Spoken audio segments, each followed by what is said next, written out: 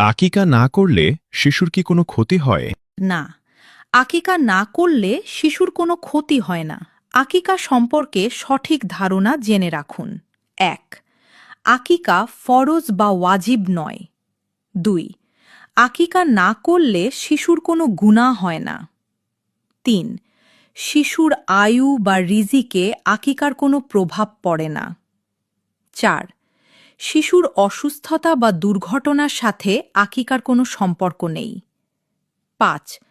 আকিকা না করলে অমঙ্গল হবে এমন ধারণা সম্পূর্ণ কুসংস্কার। ৬. আকিকা একটি সুন্নতে মুয়াক্কাদা, গুরুত্বপূর্ণ সুন্নত। ৭. মুহাম্মদ সাল্লাল্লাহু আলাইহি ওয়াসাল্লাম আকিকা করার প্রতি উৎসাহ দিয়েছেন।